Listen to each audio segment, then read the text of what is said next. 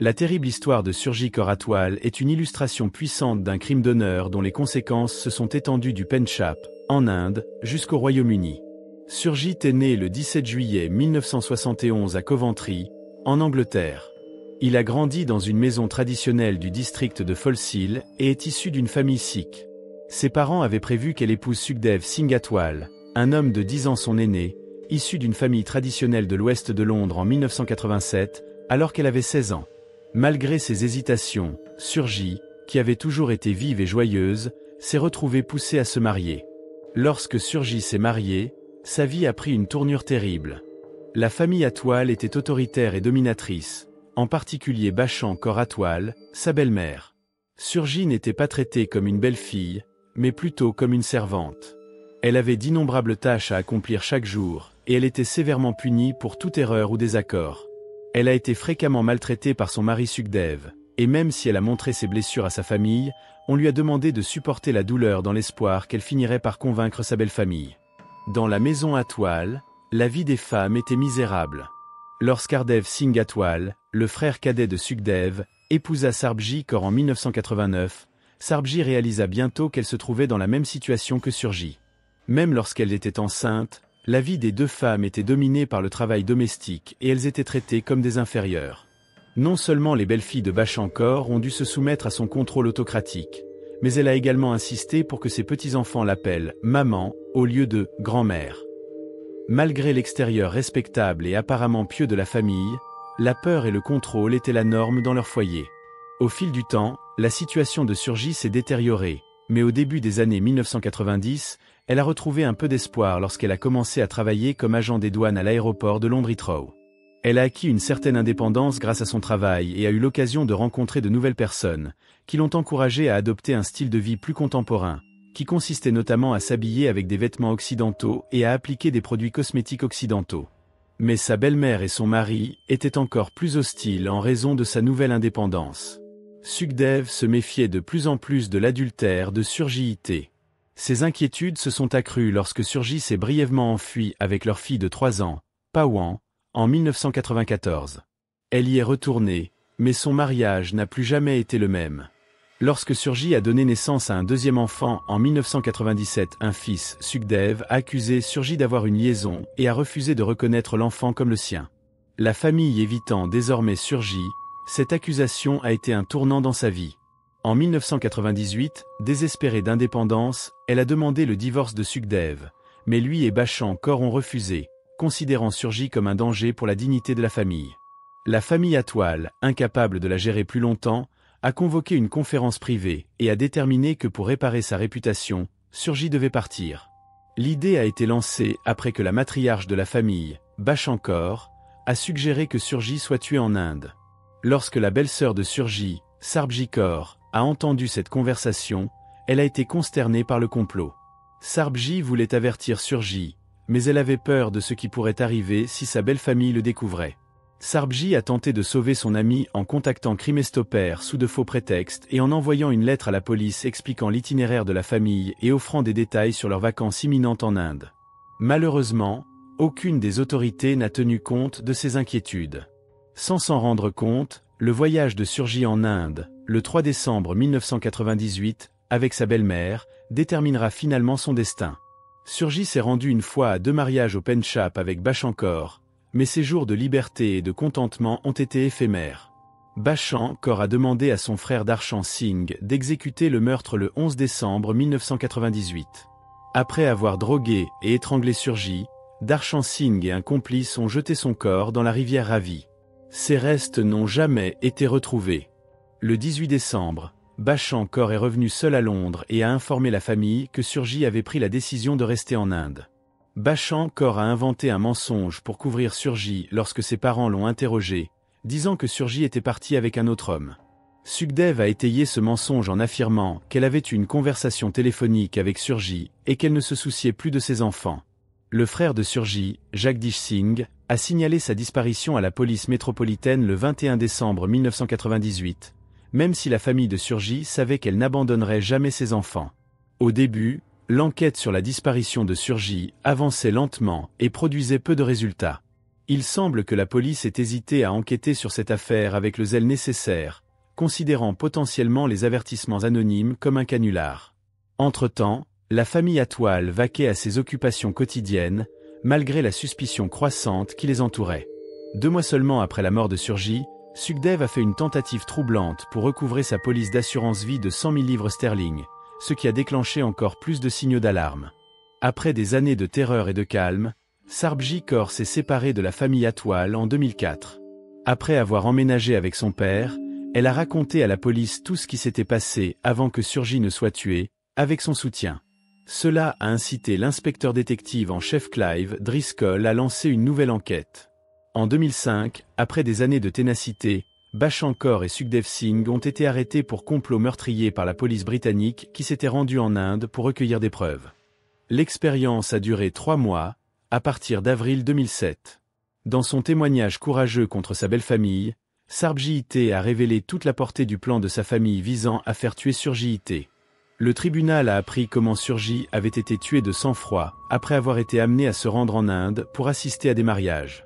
Bashan Kaur et Sukhdev Singh ont été reconnus coupables en août 2007 d'avoir planifié le meurtre de Surji Kaur Atwal. À 70 ans, Bashan Kaur est devenue l'une des femmes les plus âgées de l'histoire britannique à être condamnée à perpétuité pour meurtre. Sukhdev a été condamné à perpétuité, avec un minimum de 27 ans de prison. La peine minimale de Bashan Kaur a finalement été abaissée à 15 ans, en raison de son âge avancé et de son état de santé défaillant. En 2022, elle a été libérée sous caution. Même si justice a été rendue, l'affaire n'est pas encore terminée. La personne qui a tué Surji en Inde, Darshan Singh, n'a jamais été arrêtée et le corps de Surji n'a jamais été découvert. Le terrible cas de Surji Kaur Atwal met en lumière le problème omniprésent des crimes d'honneur, dans lesquels les femmes risquent la punition, voire la mort, pour avoir désobéi à la moralité rigide imposée par leur famille. Après le procès, Sarbjit a divorcé de Hardev Singh et a écrit un livre intitulé Shamed, The Honor Killing That Shocked Britain, dans lequel elle décrit les atrocités qu'elle et Surji ont dû subir alors qu'ils vivaient avec la famille Atwal. Après l'arrestation de Sukhdev, les 2 enfants de Surji, restés sans mère à cause de son meurtre, ont été confiés aux services sociaux. Le récit de Surji nous rappelle la lutte continue pour l'autonomie et les droits des femmes dans des sociétés où l'honneur et la réputation d'une personne sont plus importants que sa vie. Son histoire a choqué l'Inde et la Grande-Bretagne et a attiré l'attention sur la terrible pratique des crimes d'honneur, dans lesquels des personnes sans défense sont tuées au nom de la coutume et de la fierté familiale. L'héritage de Surji Kaur Atwal demeure malgré les décennies passées, servant de monument au besoin mondial de justice, d'égalité et de protection des femmes vulnérables. Si vous n'êtes pas abonné, faites-le maintenant. Merci. La terrible histoire de Surji Kaur Atwal est un excellent exemple de crime d'honneur dont les effets se sont étendus du Pendjab indien au Royaume-Uni. Le 17 juillet 1971, Surji est né à Coventry, en Angleterre. Il est issu d'une famille sikh et a grandi dans une maison traditionnelle à Falls Hill. Quand elle avait 16 ans, ses parents envisageaient d'épouser Sukhdev Singh Atwal, un homme de 10 ans son aîné, issu d'une famille traditionnelle de l'ouest de Londres. Surji, qui avait toujours été vive et joyeuse, a été forcée de se marier malgré ses doutes. La vie de Surji a radicalement changé lorsqu'il s'est marié. Bashan Kaur Atwal, la belle-mère de la famille Atwal, était très puissante et autoritaire. Surji était traitée comme une servante et non comme une belle-fille. Elle avait de nombreuses tâches à accomplir chaque jour, et était sévèrement punie pour toute erreur ou désaccord. Sukhdev maltraitait fréquemment sa femme et même s'il montrait ses blessures à sa famille, ceux-ci la pressaient d'endurer la douleur dans l'espoir de pouvoir enfin convaincre sa belle-famille. Les femmes vivaient misérablement dans la maison des Atwal. Le frère cadet de Sukhdev, Hardev Singh Atwal, a épousé Sarbjit Kaur en 1989, et Sarbjit Kaur s'est vite rendu compte qu'elle était dans la même situation que Surji. La vie des 2 femmes, même lorsqu'elles étaient enceintes, était dominée par le travail domestique et elles étaient considérées comme inférieures. Bashan Kaur a non seulement forcé ses filles à obéir à sa maîtrise de soi, mais a également insisté pour que ses petits-enfants l'appellent « maman » au lieu de « grand-mère ». Malgré l'apparence respectable et apparemment pieuse de la famille, l'intimidation et le contrôle étaient la norme dans leur foyer. La situation de Surji s'est aggravée avec le temps, mais au début des années 1990, il a ressenti une lueur d'espoir lorsqu'il a commencé à travailler comme douanier à l'aéroport d'Heathrow à Londres. Grâce à son travail, elle a acquis une certaine autonomie et a eu l'occasion de rencontrer de nouvelles personnes, ce qui l'a incité à adopter un style de vie plus moderne, qui consistait notamment à s'habiller avec des vêtements et des cosmétiques occidentaux. Mais sa belle-mère et son mari étaient encore plus opposés à sa récente émancipation. Sukhdev croyait de plus en plus que Surjit commettait un adultère. Lorsque Surjit s'est brièvement échappé avec sa fille Pawan, âgée de 3 ans, en 1994, ses inquiétudes se sont accrues. Il est revenu, mais son mariage ne s'est jamais amélioré. Sukhdev a accusé Surjit d'avoir eu une liaison lorsqu'elle a donné naissance à un deuxième enfant en 1997 et a refusé de reconnaître l'enfant comme étant le sien. Cette accusation a marqué un tournant dans la vie de Surjit après son rejet par la famille. En 1998, Surjit, désireux d'accéder à l'indépendance, a demandé le divorce de Sukhdev. Cependant, lui et Bachchan Kaur l'ont rejeté, car il considérait Surjit comme un danger pour la réputation de la famille. La famille Atwal, incapable de la gérer, a convoqué une conférence privée et a décidé que Surjit devait partir pour réparer sa réputation. L'idée est née après que Bachchan Kaur, la matriarche de la famille, ait proposé que Surjit soit tué en Inde. Sarbjit Kaur, la belle-sœur de Surjit, a été choquée par ce projet lorsqu'elle a entendu la conversation. Sarbjit voulait avertir Surjit, mais il craignait ce qui se passerait si sa belle-famille le découvrait. Sarbjit a tenté de sauver son ami en contactant Crime Stopper sous de faux prétextes et en écrivant une lettre à la police expliquant l'itinéraire de la famille et fournissant des détails sur leurs prochaines vacances en Inde. Malheureusement, aucune des autorités n'a pris en compte leurs préoccupations. Surjit a décidé de son destin par inadvertance en voyageant en Inde avec sa belle-mère le 3 décembre 1998. Surjit a épousé Bachchan Kaur 2 fois au Pendchap, mais ses jours de bonheur et de liberté furent de courte durée. Bachchan Kaur a trompé son frère Darshan Singh pour qu'il commette le meurtre le 11 décembre 1998. Darshan Singh et un complice ont jeté son corps dans la rivière Ravi après avoir drogué et étranglé Surjit. Son corps n'a jamais été retrouvé. Bachchan Kaur est rentré seul à Londres le 18 décembre pour informer la famille que Surjit avait décidé de rester en Inde.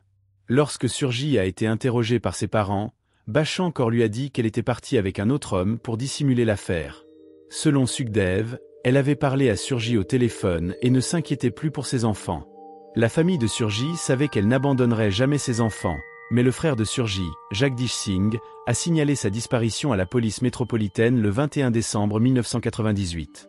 Dans un premier temps, l'enquête sur la disparition de Surjit a progressé lentement et n'a donné que peu de résultats. Il semblait que la police s'était engagée à enquêter sur l'affaire, pensant que les avertissements anonymes étaient un canular. Malgré les soupçons grandissants qui les entourent, la famille Atwal continue de vaquer à sa vie quotidienne. Sukhdev a tenté de tirer profit de sa police d'assurance vie de 100 000 livres sterling seulement 2 mois après le décès de Surjit, suscitant encore plus d'inquiétude. En 2004, Sarbjit Kaur s'est séparé de la famille Atwal après des années de terreur et de paix. Après avoir emménagé avec son père, avec son soutien, elle a raconté à la police tout ce qui s'était passé avant le meurtre de Surjit. En conséquence, l'inspecteur en chef Clive Driscoll a ouvert une nouvelle enquête. Après de nombreux efforts, Bachchan Kaur et Sukhdev Singh ont été arrêtés en 2005 par la police britannique, qui s'était rendue en Inde pour recueillir des preuves. Débutée en avril 2007, l'expérimentation s'est déroulée sur une période de 3 mois. Sarbjit a donné un témoignage courageux contre sa belle-famille et a révélé tout le plan de sa famille pour tuer Surjit. Le tribunal a appris comment Surjit avait été assassiné de sang-froid, après avoir été amené à se rendre en Inde pour assister à un mariage. En août 2007, Bachchan Kaur et Sukhdev Singh ont été reconnus coupables de complot visant à tuer Surjit Kaur Atwal. Bachchan Kaur était l'une des femmes les plus âgées de l'histoire britannique, condamnée à la réclusion à perpétuité pour meurtre à l'âge de 70 ans.